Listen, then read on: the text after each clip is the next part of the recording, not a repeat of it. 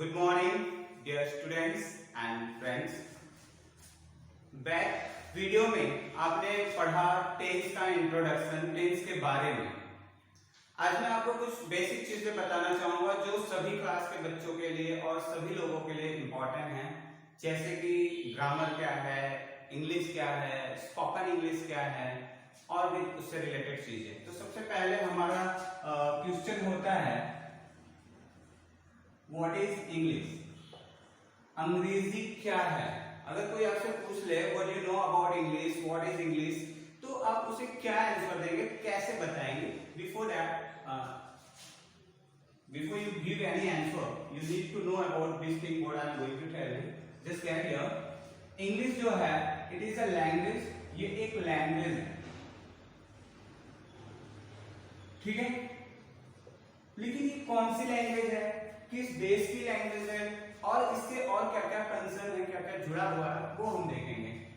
तो आप इसके डेफिनेशन के बारे में कह सकते हैं इंग्लिश इज नेटिव टंग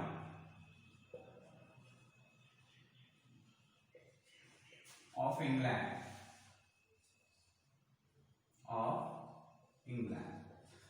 जिस तरह से हिंदी हमारा मदर टंग है, ठीक उसी तरह से इंग्लिश जो है वो इंग्लैंड की मातृभाषा या मातृजुबान है।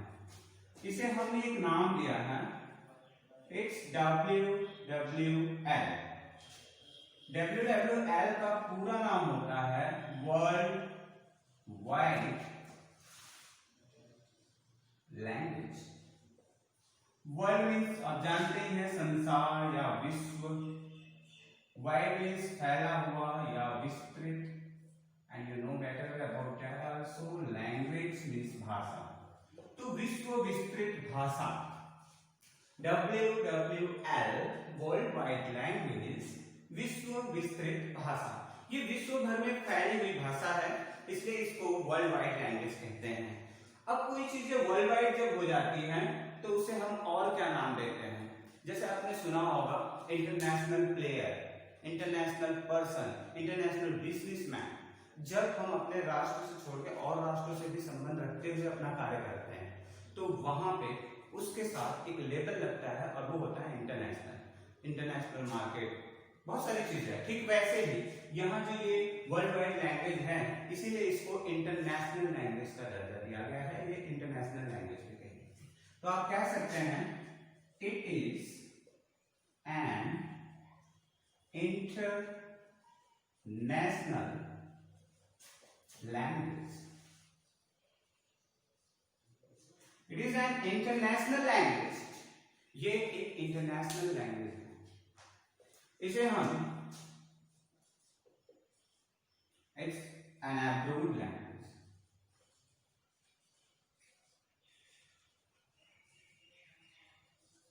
इसे एब्रोड लैंग्वेज कहते हैं। एब्रोड मतलब होता है पूरी तरह फैला हुआ, बिल्कुल ना बची हो। आज आप नोटिस कर रहे होंगे कि देश का कोई ऐसा कोना नहीं है, कोई ऐसा बिजनेस नहीं है जहां इंग्लिश ना हो। इंग्लिश आपके 1 रुपए की टॉफी से लेके पेन से लेके प्लेन तक everywhere English is spread out. तो इसलिए इसे एब्रोड लैंग्वेज का नाम दिया गया। एक चीज और इसको कहा जाता है, इट्स ग्लोबल लैंग्वेज।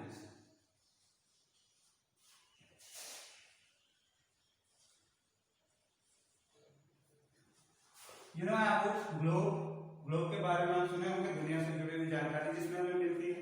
ठीक वैसे इसको ग्लोबल लैंग्वेज इसलिए कहा जाता है क्योंकि ये दुनिया को जोड़ने का काम करता है। It works to join the whole countries of the world, that's why we call it global language. आपको किसी अमेरिकन से फ्रेंडशिप करनी है या कोई कैनेडियन है और फ्रॉम अदर कंट्री, देन किस लैंग्वेज में आप उनसे कन्वर्सेशन करेंगे, बात करेंगे? वो लैंग्वेज है English. English will make you the friend of them or they will be the friend of you by this language, that is English. That's why we call it a global language. इसलिए इसे हम global language कहते हैं, दुनिया से जुड़ी हुई भाषा कहते हैं। तो ये बात रही आपकी अबाउट इंग्लिश। बाकी एक सब्जेक्ट भी है, इससे रिलेटेड ग्रामर है, वो आप जानते ही हैं। If somebody is asking you what is English, what you know about English, simply you can say English is a native tongue of England, a mother language of England, it's WWL, worldwide language, विश्व विस्तृत भाषा in Hindi, it's an international language. That's why, because it is worldwide language, that's why we call it an international language. Here, it is an Arabic language because it is spread out everywhere, and it's a global language. That's everything about English. English की definition आप जान गए. Now we are coming to ladder of English.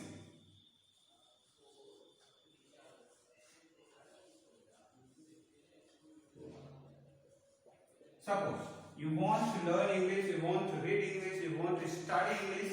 So what is that ladder by which you can read it very easily? So for learning English, for reading English, for getting the knowledge about English, आपको सबसे पहले इसकी एक ladder को क्या करना है, वो सीढ़ी क्या है वो मैं आपको बता दूं. That ladder is AWSP. Let me tell you. A for alphabet, W for word, S for sentence, and P for paragraph. It's really very interesting and you need to know about it very carefully. आपको बड़े ध्यान से इसको समझना होगा. AWSP is the ladder of learning English by which we can understand the base of English, the whole English, how to write, how to read and how to speak. Here, alphabet. Alphabet, here is the definition of alphabet. अगर कोई आपसे पूछ ले what do you know about alphabet, तो mostly students ये कहते हैं कि ABCD या A to Z alphabet है. No, actually this is not the system that you are giving the definition of anything. You have to speak about alphabet कि English grammar में कुल 26 अक्षर होते हैं जिनका संपूर्ण समूह अल्फाबेट के नाम से जाना जाता है. So it is the definition of it. What is an alphabet? What do you know about alphabet?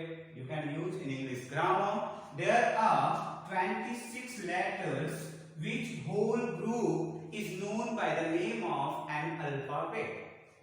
अब बात आती है 26 लेटर्स की. इस अल्फाबेट में दो चीजें होती हैं. You are known about that. First 5 are vowel and next 21 are consonant.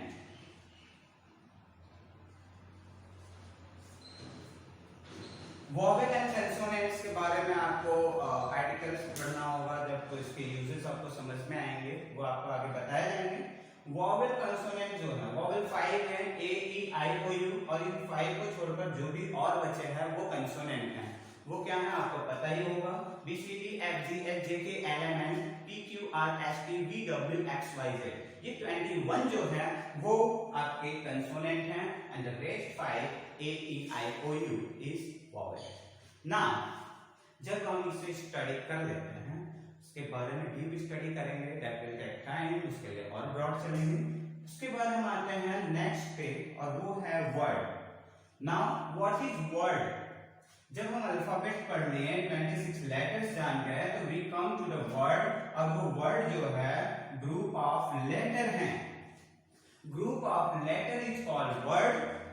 और ग्रुप ऑफ लेटर्स सिर्फ हो जाने से वर्ड नहीं होता है जब तक वो सेंस प्रोवाइड ना करे. अगर सेंस प्रोवाइड कर रहा है तो that is word. If that is not providing the sense, that's not a word. Now come here. जैसे and, boy, girl. Here 1 2 3 letter, 1 2 3 letter, 1 2 3 4 letter. Here is the group of letter, group of letter, group of letter which is providing the sense. And, चींटी, boy, लड़का, and girl, लड़की. ये sense they रहा है, इसलिए ये सभी वर्ड हैं. ना अगर ये इस तरह से ऐड हो जिसका कोई सेंस ना निकले, जैसे एनटीए, वाईवीओ, आईजीएल, तो you can not call it word. क्योंकि वर्ड की पूरी डेफिनेशन होती है the group of letters which make complete sense. Sorry, let me tell you which makes sense, not complete sense. If that is going for that sentence, उसके लिए word के group होते हैं. Sorry for that, but you need to care about it. The group of letter which make a sense is called word.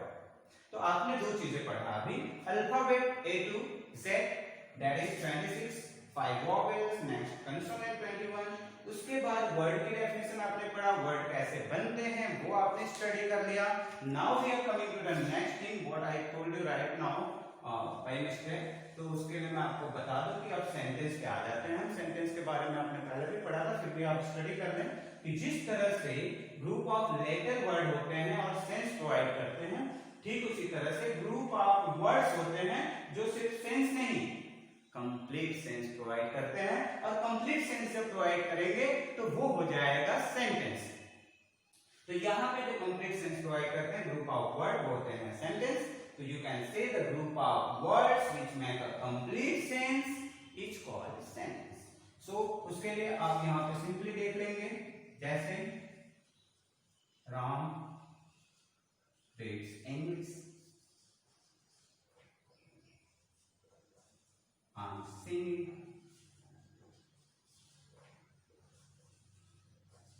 you have done it.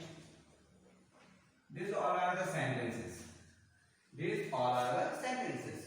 Ram reads English. Here are three words that is making group and providing the complete sense. इसलिए ये यहाँ पे sentence हो गए। ठीक वैसे I'm singing, you have done it, ये sentence है। तो आपने अब ladder of English में चार चीजें हैं, alphabet, word, sentence and paragraph. तो अल्फाबेट में आपने 26 लेटर्स पढ़ा, वर्ड की डेफिनेशन आपने देखा group of letter which make a sense, उसके बाद आपने देखा sentence group of words which make complete sense, वो सेंटेंस है। अब हम आते हैं पैराग्राफ। पैराग्राफ आप जानते होंगे कि ये सेंटेंस का ग्रुप होता है। जैसे देखिए बड़े ध्यान से समझिएगा, बड़े लेटर से लेके पैराग्राफ तक एक अच्छा सा लेटर चल रहा है। अल्फाबेट के ग्रुप जो होते हैं, लेटर्स ग्रुप होते हैं, तो वो वर्ड बनाते हैं, वर्ड के ग्रुप होते हैं तो वो सेंटेंस बनाते हैं, और सेंटेंस के ग्रुप होते हैं क्योंकि एक पैराग्राफ में कई सेंटेंसेस होते हैं, तो सेंटेंस के ग्रुप मिलकर पैराग्राफ बनाते हैं। और आपने नोटिस किया होगा कि कई बुक्स आपने पढ़ा होगा, उसमें आपको कई पैराग्राफ मिले होंगे in one chapter, one lesson, one poem. तो कोई भी पोयम, लेसन या चैप्टर आप पढ़ते हैं, स्टोरीज पढ़ते हैं, तो उसमें आपको कई पैराग्राफ मिलते हैं। वो जो पैराग्राफ है वो ग्रुप ऑफ सेंटेंस है which is some parts of any chapter, poem or lesson, तो उसमें उसे हम पैराग्राफ कहते हैं। तो इस तरह से अगर हम समझें तो आप स्टडी करेंगे कि अल्फाबेट पढ़ने के बाद कोई भी बच्चा हो, कोई भी स्टूडेंट हो, कोई भी पर्सन हो, वो वर्ड सीख लेता है, वर्ड सीखने के बाद वो सेंटेंस सीखता है, सेंटेंस के बाद उसे पैराग्राफ राइटिंग आ जाती है, पैराग्राफ राइटिंग के बाद वो स्टोरी लिख सकता है, चैप्टर लिख सकता है, पोएम लिख सकता है, कोई भी चीजें लिख सकता है। And by writing any story, poem, chapter, you can write a book also. This world is full of books, full of feelings. So that is really very good. I hope you have just got it very easily and it is good for you. And please take care of it. आप channel के screenshot ले लें समझने के लिए। In case of any trouble, you can contact me on 9452274315. Thank you.